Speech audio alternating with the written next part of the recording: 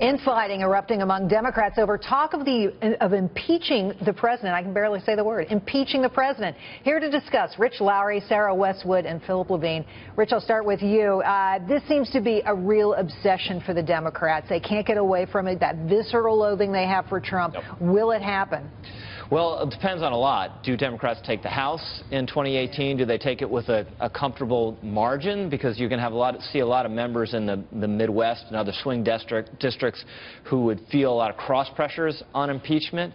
But their base is in a fever to do this. And I think if they take the House with a comfortable margin, they'll feel pushed to do it, the leadership, even if they have doubts about it.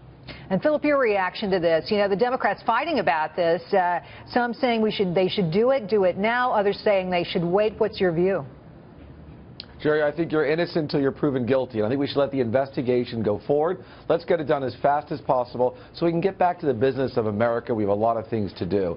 And, of course, I'll say one thing, of course, is that I know that we would never want to see him fire the special, counsel, Mueller. That would be a bad thing. Otherwise, I think we let the process carry forward. Well, I think that's almost off the table now from the conversation we had today. Sarah, to you, Pelosi saying that Trump will self-impeach. I don't even know what that means, but what do you make of those comments? She seems to be hoping that the investigation will yield some kind of impeachable offense down the road. What she doesn't want is for Democrats to put themselves in a boy who cried wolf situation when there's no clear rationale for removing Trump right now, and there's virtually no chance that it would be successful in Congress, even if there were a reason, because Democrats are in the minority in both houses. So with Democrats heading into an election year trying to convince voters that they have more to offer than just resistance to Trump, I think it's not the fight that Democrats want to be waging. But they are. I mean, Rich, you wrote a great column on this, saying that, you know, essentially that is the conversation on the left. That's all anybody wants to talk about is impeachment. Shouldn't they be coming together on moving forward, getting the economy back on track? Wouldn't that be more productive? You know, they gave Republicans such a hard time for being obstructionists. That's exactly what they're doing. Not a chance. The fear and loathing of this president is off the charts. It may be that you're innocent until proven guilty in our legal system, but when you're a liberal considering Donald Trump, you're guilty.